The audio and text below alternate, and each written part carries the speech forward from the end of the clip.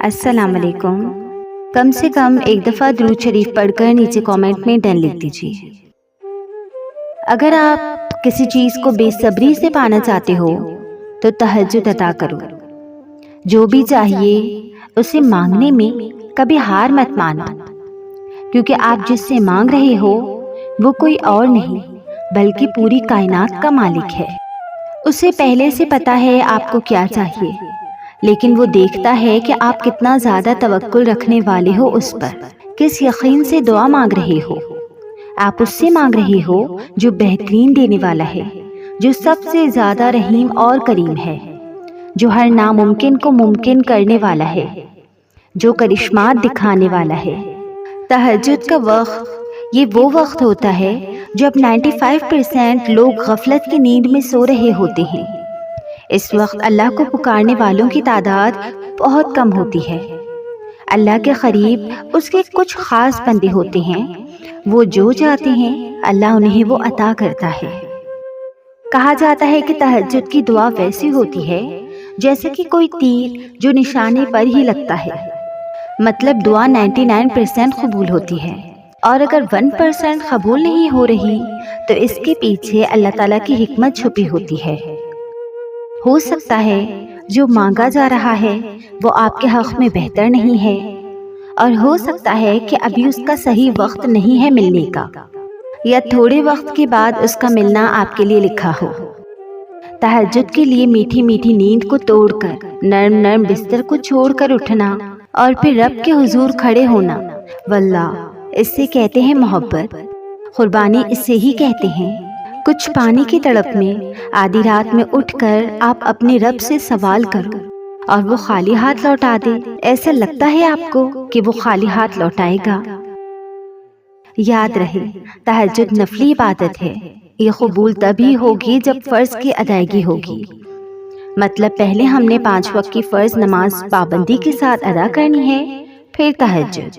جب بھی اللہ کریم سے کچھ مانگو، چاہے وہ فرض نماز کے بعد کی دعا ہو یا تہجد کے بعد کی دعا، اپنے دل میں ڈاؤٹ مت رکھنا اس بات کا کہ ملے گا کہ نہیں، کیونکہ یاد رہے آپ اس سے مانگ رہے ہو جو 100% دے سکتا ہے۔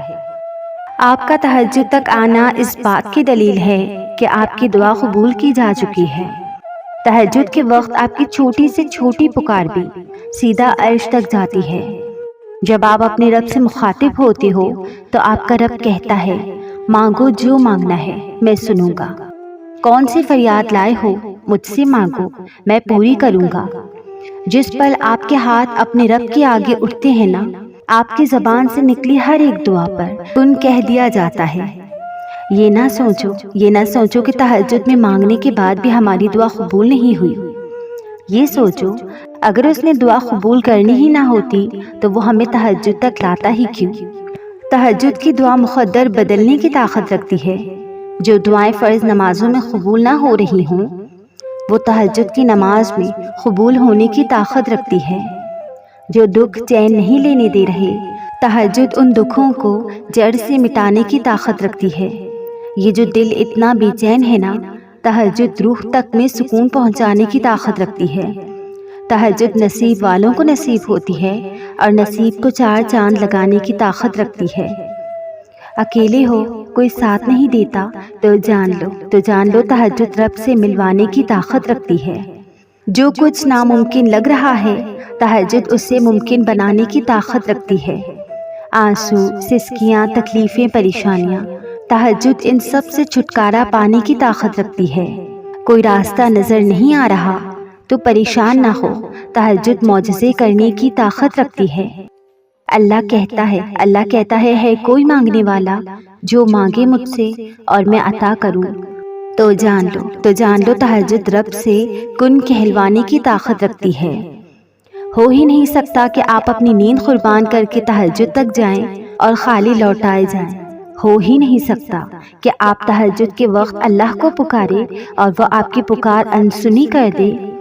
ہو ہی نہیں سکتا کہ آپ تہجد کے وقت اللہ سے کچھ مانگے اور وہ آپ کو عطا نہ کرے۔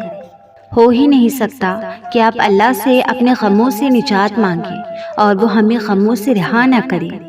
ہو ہی نہیں سکتا تم اللہ سے معافی مانگو اور وہ تمہارے گناہوں کو معاف نہ کرے، ہو ہی نہیں سکتا کہ تم اس کے آگے آنسو بہاؤ اور وہ تمہارے آنسوؤں کی لاج نہ رکھے۔ تہجد کا وقت وہ وقت ہوتا ہے جب لاکھوں لوگ سو رہے ہوتے ہیں اور مخصوص لوگ ہی اپنے رب کو منانے آتے ہیں، کیونکہ اللہ خود انہیں اپنی طرف متوجہ کرتا ہے، اللہ خود انہیں اپنی طرف بلاتا ہے تاکہ خاموش رات میں غور و فکر سے اپنے بندے کو سن سکے۔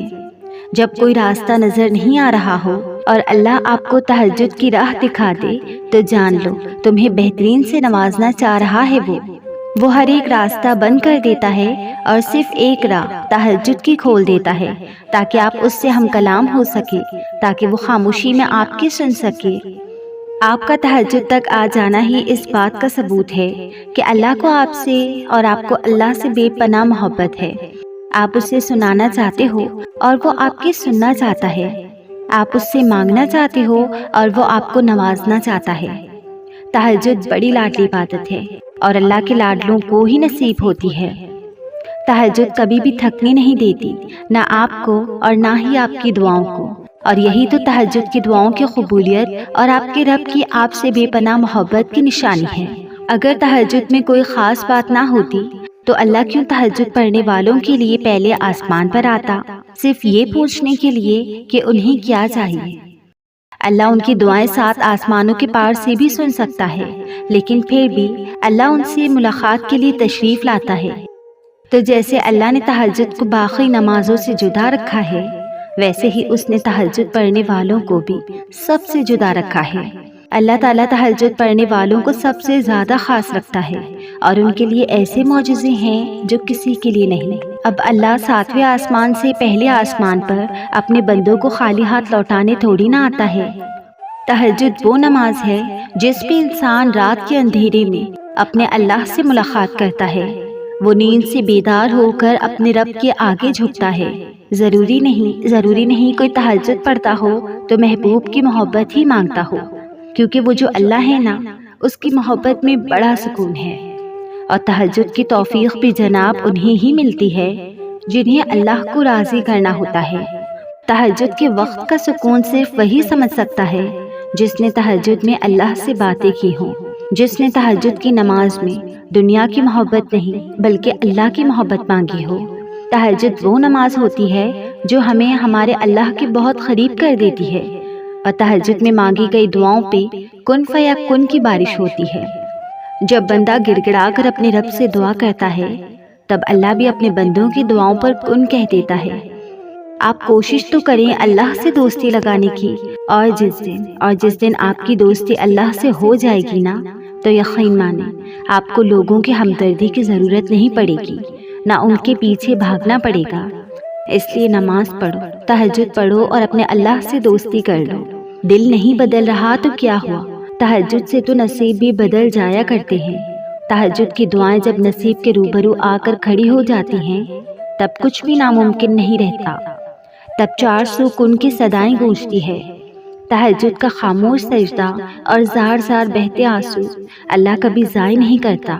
تہجد کی دعاؤں کے لیے تو 7 آسمانوں کے پردے اٹھا دیے جاتے ہیں، تو پھر اللہ ایسے معجزے کرتا ہے جو نہ کبھی زمین والوں نے دیکھے ہوتے ہیں اور نہ آسمان والوں نے۔